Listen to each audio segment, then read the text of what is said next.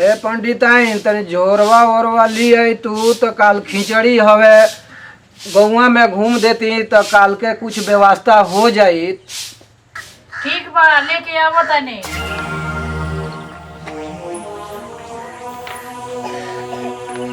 अइली जोरा। ठीक बा हम जा तनी घरवा के पीछे खेतवा में देख लिया कोनो जियान रोज होता है देख लिया जा। ठीक बा हम जाके घूम आए। ठीक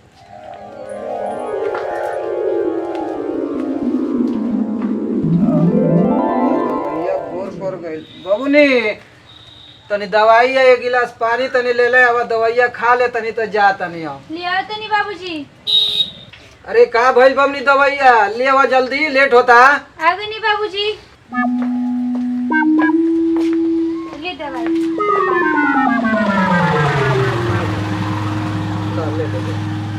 ठीक बा घर रहियो। अरे टेंगरा अरे नया साल हाले बीतल हो कोनो गीत उत सुनाओ ना।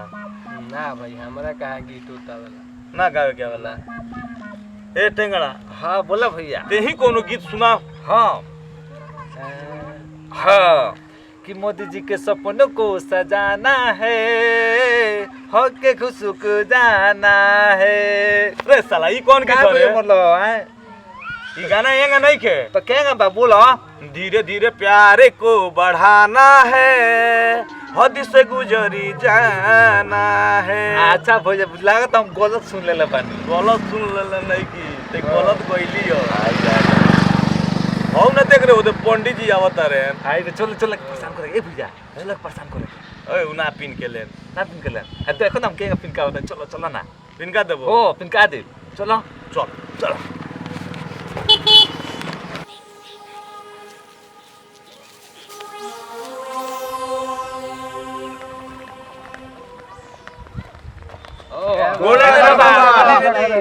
घर के छुचू ले लीजिए ले लीजिए भाई ली गम चला तनी घर त तनी कहा तनी जवन और धोतिया फाट गइल बा। छुचू नर बड़ा हो दा सारे। ए बाबा बड़ी पिन का बारे क्या बन चलो कल खिचड़ी हो ठीक बा ना भैया कल खिचड़ी हो चलो बाबा कह दो कल आओगे बाबा ठीक बा। ए बाबा ए बाबा ए बाबा ए बाबा सुनी ना खिचड़ी हो हमरा घरे आइम खाए रे। ठीक बा आइम ना बाबा। हां बाय बाय ठीक बा कल खिचड़ी ठीक बा बाबा। चलो यही जी बैठो तनी इहो त जजमाने के हमरा घर ह का कहीं आवत रहनी है ऐसन छू छूनर लइका ई कावना कावना के लइका रहल हस जे गोड़ लागते में हमार धोती ऐसा फाड़ दले स। अब हम केहू के जजमान के दुआर पर जाई तो लोग ये न कही ए बाबा ऐ कौन कुत्ता से फरवा लनी धोती छोड़ चल तनी अब घर ही कपड़ा उपड़ा पहन के जवन बा की अब आए।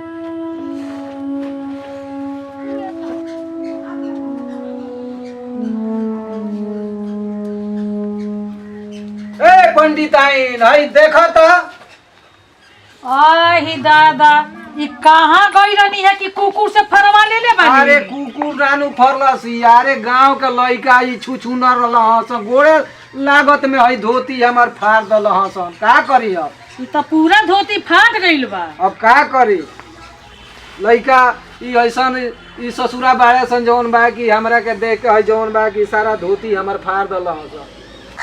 ए माई बाबूजी सीधा रो मंगलो नहीं के सही चलिए बनी खाली जोरा लेके। अरे बबनी चिंता मत कर अबे कपड़ा पहन के जा तनी साल भर के परब हवे छोड़े हम। ठीक बा ले माई।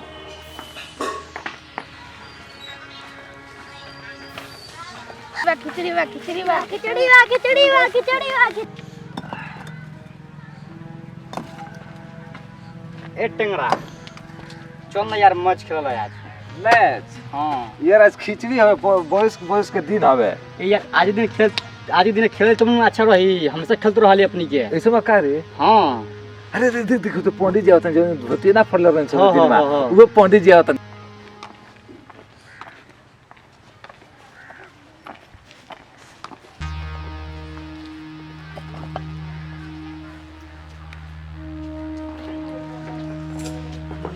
बबनी तन लियावलो सीधा बारे पंडित जी आइल बाने। आओ तनी बाबा। हाँ आओ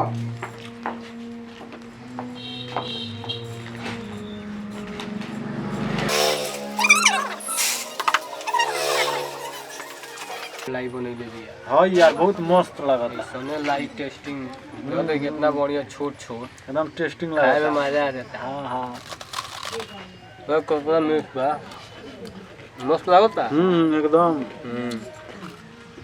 भैया हाँ बाबा जाते नहीं बोलिस के दिन बाबा का बुलाओ कुछ लाइक बाबा नहीं बोला का नहीं बाबा खुश रहो बाबू का समाचार बा बढ़िया बा अपन कहीं चलो हमरो तो ठीक है बाटे कहाँ से आओ तुम अरे गई रहनी है ना जजमान लोग यहाँ जानते बड़ा बारिश के दिन बा लाई धोधा के दिन बाटे का करबो जब तुम लाई लेके आओ बाबा किया दिया बच्चे लेके आओ तुम जा जल्दी आओ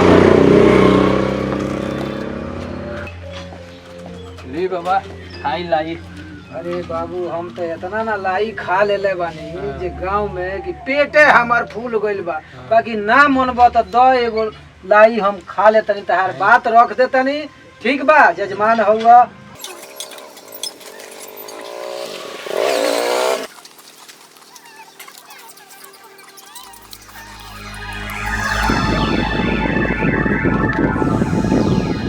अरे माई रे माई अरे बाप हो बाप अरे दादा हो दादा अरे हमरा पेटवा में का हो गइल हो दादा अरे माई रे माई अरे बाप हो बाप अरे माई हो माई अरे हमरा पेटवा में का हो गइल हो दादा अरे पेटवा फूल गइल बा हो माई अरे माई हो माई का हो गइल हो अरे बाबा अरे माई का हो गइल हो बाबा?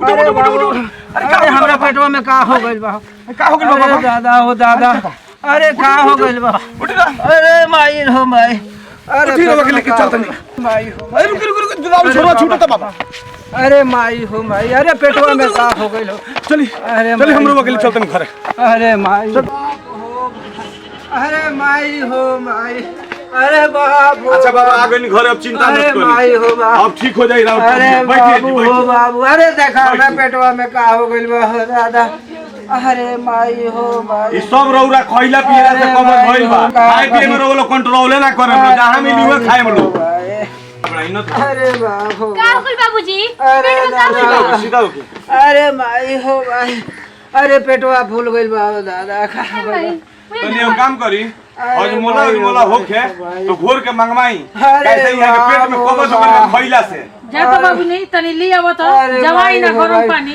लिया तो ले आओ जल्दी से लेके आओ बाप हो बाप। कुछ आराम बा बाबा अरे कुछ आराम नहीं गयो सीधा दादा बैठी तनी सीधा अरे बैठी माई हो आराम से आराम से आराम अरे माई नी हो के खइला से सब ना अरे होला माई हो माई बाबूजी आहा, ले पानी पी पानी पियो, आराम से। बस ज्यादा पानी उठ चलिए अब घर चली में घर में आराम अबे मिल जाई अरे माई अरे बाप।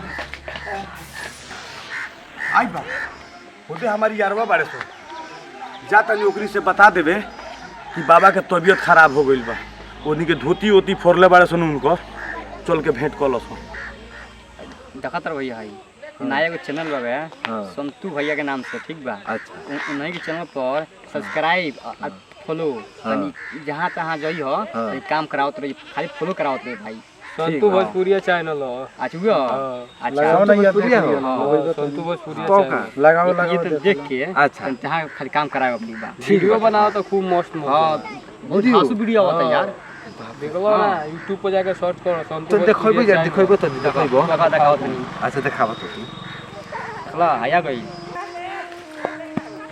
रे यार हां एगो बात जानला सो बाबा के ओदी धोती है जोन फर्निश हो बाबा के पेट खराब हो गइल बा का बात कर हमारे पेट फूल गइल बा गैस बना देले बा यार बुझाता बाबा ना बचे यार का ना चल के बाबा बाबा हां बाबू आई तो है ने का ए बाबा तो ठीक बानी आई बैठी बाबा रोवे से भेंट करे हई सब होइलो बाबू ठीक बानी हम बहुत बढ़िया बानी हां तारा तुम कहलो ठीक बानी हमरा तो अभी हम बताए बनिए कि पाचक कोचक घोर के दे तो बहुत काम कइले बा पाचक बाबू बहुत जौन बा कि हमरा के बता देल हम ना ठीक हो गइल ना ठीक हो गइल बहुत बढ़िया ठीक बा ठीक बा हां यही से कहल जाला बाबा ई परब ऐसन हो साल भर पर एगो परब आवेला ई आ एकर नाम है खिचड़ी के खींच खाच और फगुआ के बरी और नमी के 9 रोटी तबे पेट भरी हैं। रउआ समझ में आइल हो रउआ तो एके दिन चढ़नी एक साल भर के खिचड़ी एके दिने धोली तो वैसा थोड़े होला।